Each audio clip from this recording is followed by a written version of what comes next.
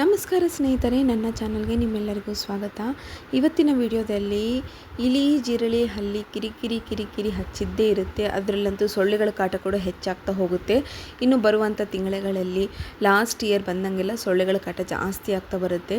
ಈ ಒಂದು ರೆಮಿಡಿನ ಫಾಲೋ ಮಾಡಿ ಮನೆಯಲ್ಲಿ ಈ ಒಂದು ಸ್ಪ್ರೇ ಇದ್ದರೆ ಸಾಕು. ಜಿರಳೆಗಳು ಇರೋದೇ ಇಲ್ಲ, ಸಣ್ಣ ಸಣ್ಣ ಸೊಳ್ಳೆಗಳಿರೋದಿಲ್ಲ, ಗುಂಗುರು ಹುಳಗಳಿರೋದಿಲ್ಲ, ಹಲ್ಲಿಗಳಂತೂ ನಾಪತ್ತೆ ಆಗೋದಂತೂ ಗ್ಯಾರಂಟಿ. ಈ ಒಂದೇ ಒಂದು ಟಿಪ್ನ ನೀವು ಫಾಲೋ ಮಾಡಿದರೆ ಸಾಕು. ಜಾಸ್ತಿ ಸಮಯ ತೊಗೊಳಲಾರದೆ ಮನೆಯಲ್ಲೇ ಇರುವಂಥ ಇಂಗ್ರೀಡಿಯೆಂಟ್ಸ್ನ ಬಳಸಿಬಿಟ್ಟು ಮಾಡುವಂಥ ಈ ಒಂದೇ ಒಂದು ರೆಮಿಡಿ ಇದ್ದರೆ ಸಾಕು. ಎಷ್ಟೇ ಹಳೆಯ ಸೊಳ್ಳೆಗಳು ಮನೆಯಲ್ಲಿ, ಎಷ್ಟು ಕಿರಿಕಿರಿ ಮನೆಯಲ್ಲಿ ಡೈಲಿ ರಾತ್ರಿ ಸೊಳ್ಳೆಗಳು ಬರ್ತಾನೆ ಇರುತ್ತೆ ಅನ್ನೋರು ಈ ಒಂದು ರೆಮಿಡಿನ ಟ್ರೈ ಮಾಡಿ. ಮನೆಯಲ್ಲಿ ಇಲಿಗಳು, ಜಿರಳೆಗಳ ಕಾಟ ಜಾಸ್ತಿ ಆಗಿಬಿಟ್ಟಿದ್ದಾವೆ. ತುಂಬ ಹಳೆ ಕಾಲದ ಮನೆ ಇದೆ ಅಂದರೂ ಕೂಡ ಅಷ್ಟೇ, ಎಲ್ಲವೂ ಕೂಡ ಮಾಯ ಆಗುತ್ತೆ. ಇಲಿಗಳಿರೋ ಮನೆಯಲ್ಲಿ ಆಗಿರ್ಬೋದು, ಹಲ್ಲಿಗಳಿರೋ ಮನೆಯಲ್ಲಿ ಆಗಿರ್ಬೋದು, ಫುಡ್ ಪಾಯ್ಸನ್ ಆಗೋ ಚಾನ್ಸಸ್ ಭಾಳ ಇರುತ್ತೆ. ಅಷ್ಟೇ ಅಲ್ಲದೆ ಇನ್ಫೆಕ್ಷನ್ಸ್ ಲೆವೆಲ್ ಜಾಸ್ತಿ ಆಗುತ್ತೆ. ಇದರಿಂದ ನಮಗೆ ಹಾಸ್ಪಿಟ್ಲಿಗೆ ಹೋಗೋ ಚಾನ್ಸಸ್ ಭಾಳ ಬರುತ್ತೆ. ಸೊ ಹಾಗಾಗಿ ಈ ಒಂದೇ ರೆಮಿಡಿನ ಟ್ರೈ ಮಾಡಿ. ಆಲೂಗಡ್ಡೆ ಇದ್ದರೆ ಸಾಕು, ಮನೆಯಲ್ಲಿರುವಂತಹ ಈ ಎಲ್ಲ ಹುಳುಗಳನ್ನು ಒಂದೇ ಒಂದು ಏಟ್ನಲ್ಲಿ ಓಡಿಸ್ಬಿಡ್ಬೋದು ಅಷ್ಟು ಸುಲಭವಾಗಿ. ಹಾಗಾದರೆ ಬನ್ನಿ, ತಡ ಮಾಡೋದು ಬೇಡ. ನಮಸ್ಕಾರ, ನನ್ನ ಚಾನಲ್ಗೆ ನಿಮ್ಮೆಲ್ಲರಿಗೂ ಸ್ವಾಗತ. ಇವತ್ತಿನ ವಿಡಿಯೋದಲ್ಲಿ ಇಲಿ, ಹಲ್ಲಿ, ಜಿರಳೆಗಳನ್ನೆಲ್ಲ ತುಂಬ ಸುಲಭವಾಗಿ ಓಡಿಸ್ಬೋದು. ಆಲೂಗಡ್ಡೆನ ಈಗ ಫಸ್ಟು ತುರಿದಿಟ್ಕೊತಾ ಇದ್ದೀನಿ ನೋಡಿ. ಈ ರೀತಿ ಆರಾಮ್ಸೆ ತುರ್ಕೊಳ್ಳಿ. ಎಷ್ಟಾಗುತ್ತೋ ಅಷ್ಟು ಸಣ್ಣದಾಗಿ ಮಾಡ್ಕೊಳ್ಳಿ. ನಿಮ್ಗೆ ಈ ರೀತಿ ಆಗೋದಿಲ್ಲ ಅನ್ನೋಗಿದ್ರೆ ಇದನ್ನು ಕಟ್ ಮಾಡಿಬಿಟ್ಟು ಮಿಕ್ಸಿಗಾದರೂ ಹಾಕ್ಕೋಬೋದು. ಎಷ್ಟು ಗ್ರೇಟರ್ ಸಹಾಯದಿಂದ ನೀವು ಈ ರೀತಿ ಸಣ್ಣದಾಗಿ ತುರಿದಿಡೋದ್ರಿಂದ ನಿಮಗೂ ಕೂಡ ಈಸಿ ಆಗುತ್ತೆ. ಇದರಿಂದ ನಾನು 2 ರೆಮಿಡಿನ ತೋರಿಸ್ತಾ ಇದ್ದೀನಿ.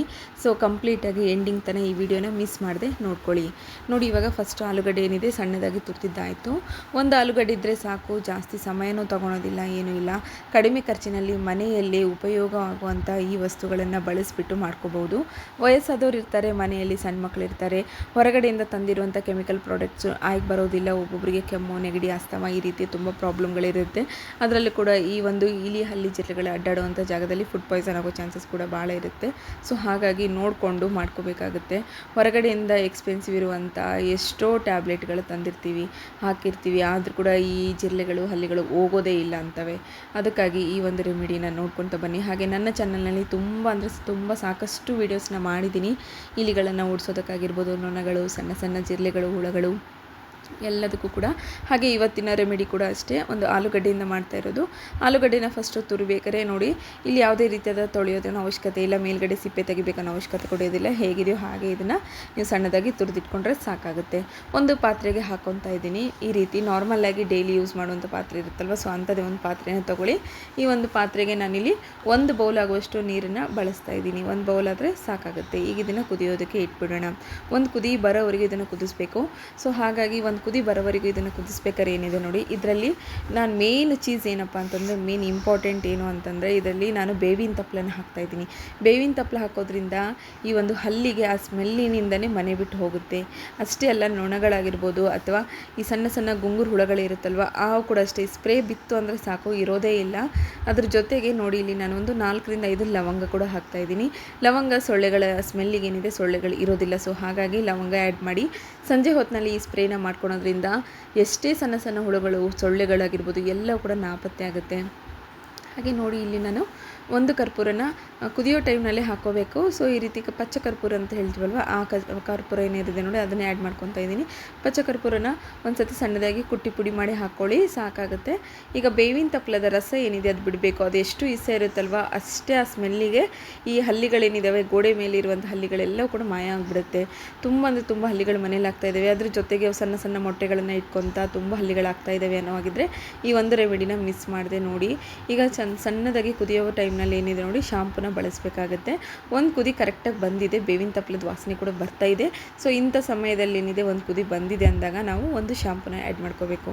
ಸೊ ಶಾಂಪೂನ ಹಾಕೊಳೋದ್ರಿಂದ ಮನೆಯಲ್ಲಿ ನಾವು ಇದನ್ನು ನೀವು ನೆಲ ಒರೆಸೋಕ್ಕೆ ಯೂಸ್ ಮಾಡ್ಕೋಬೋದು. ತುಂಬ ಅಂದರೆ ತುಂಬ ಸ್ಪ್ರೇ ಆಗಿ ಯೂಸ್ ಮಾಡ್ಕೋಬೋದು. ನಾನು ಇಲ್ಲಿ ಶಾಂಪೂ ಹಾಕಿರುವ ರೀಸನ್ ಅದೇ. ಸೊ ನೆಲ ಒರೆಸೋದಕ್ಕೆ ಈ ಒಂದು ಏನು ಮಾಡ್ಕೊಂಡಿದ್ವಲ್ಲ ಇದನ್ನು ಶೋಧಿಸ್ಕೊಂಡ್ಬಿಟ್ಟು ನೀರಿನಲ್ಲಿ ಹಾಕ್ಕೊಂಡು ಆ ಒಂದು ನೆಲ ಒರೆಸ್ಕೊಂಡ್ಬಿಟ್ರೆ ಸಣ್ಣ ಸಣ್ಣ ಕ್ರಿಮಿಕೀಟಗಳು, ಇಟಿಟೆ ಕ್ರಿಮಿಕೀಟಗಳಿರ್ತವೆ, ಅವು ನಮ್ಮ ಕಣ್ಣಿಗೆ ಕಾಣೋದಿಲ್ಲ. ಆದರೆ ಅದರಿಂದ ಬರುವಂಥ ರೋಗಗಳು ಜಾಸ್ತಿ. ಸೊ ಹಾಗಾಗಿ ಇದನ್ನು ಹಾಕ್ಕೊಳ್ಳಿ. ಸೊ ನೆಕ್ಸ್ಟ್ ನೋಡಿ, ಇವಾಗ ಕ್ಲೀನಿಂಗ್ ಆಗಲಿ, ಫ್ಲೋರ್ ಕ್ಲೀನಿಂಗ್ ಆಗಲಿ ಅನ್ನೋ ರೀಸನ್ಗೆ ನಾನಿಲ್ಲಿ ಶಾಂಪೂನ ಆ್ಯಡ್ ಮಾಡ್ಕೊತಾ ಇದ್ದೀನಿ. ಕಂಪಲ್ಸರಿ ಏನಿಲ್ಲ, ಅದನ್ನು ನೀವು ಸ್ಕಿಪ್ ಕೂಡ ಮಾಡ್ಕೋಬೋದು. ನೆಕ್ಸ್ಟ್ ನೋಡಿ, ಈಗ ಏನಿದೆ ನೋಡಿ, ಇದನ್ನು ಶೋಧಿಸ್ಕೊತಾ ಇದ್ದೀನಿ. ಈಗ ಫಿಲ್ಟರ್ ಮಾಡ್ಕೊಂಡಿದ್ದಾಯಿತು.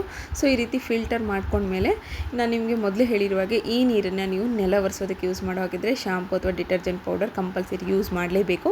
ನೆಕ್ಸ್ಟ್ ನಿಮಗೆ ಈ ರೀತಿ ಶಾಂಪೂ ಬೇಡ ನಮಗೆ ಹಾಗೆ ಬೇಕು ಅನ್ನೋ ಹಾಗಿದ್ರೆ ಆ ನೀರನ್ನು ಏನಿದೆ ನೋಡಿ ಶಾಂಪೂನ ಆ್ಯಡ್ ಮಾಡಲಾರ್ದೇ ಈ ಒಂದು ಸ್ಪ್ರೇ ಬಾಟಲ್ಗೆ ಹಾಕ್ಕೊಂಡು ನಿಮಗೆ ಎಲ್ಲೆಲ್ಲಿ ಜಾಸ್ತಿ ಜಿರಳೆಗಳು ಅಡ್ಡಾಡ್ತಾ ಇದ್ದಾವೆ, ಈಗಂತೂ ಜಿರಳೆಗಳು ಸಿಕ್ಕಾಪಟ್ಟೆ ಆದಾಗ ಏನಾಗುತ್ತೆ ಎಲ್ಲ ಕಡೆ ಅಡ್ಡಾಡ್ತಿರ್ತವೆ.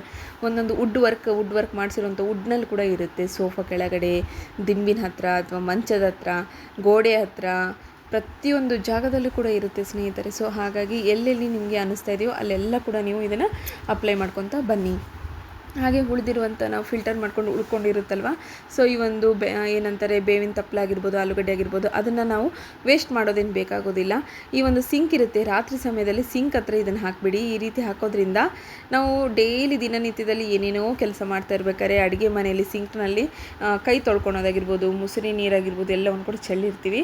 ನಮ್ಗೆ ಏನು ಅನಿಸುತ್ತೆ, ನಾವು ಕ್ಲೀನ್ ಮಾಡಿದ್ದೀವಿ ಅಂತ ಅನಿಸುತ್ತೆ, ಬಟ್ ಅಲ್ಲಿ ಕ್ರಿಮಿಕೀಟಗಳೇನಿದ್ದಾವೆ ವಾಸಿಸ್ತಿರ್ತವೆ. ಸೊ ಹಾಗಾಗಿ ಈ ರೀತಿ ರಾತ್ರಿ ಎಲ್ಲ ಹಾಕಿಬಿಡೋದ್ರಿಂದ ಸಣ್ಣ ಸಣ್ಣ ಕ್ರಿಮಿಕೀಟಗಳು, ನಮಗೆ ಕಾಣಲಾರ್ದಂಥ ಕ್ರಿಮಿಕೀಟಗಳೇನಿದಾವೆ ಅವೆಲ್ಲವೂ ಕೂಡ ಮಾಯವಾಗುತ್ತೆ.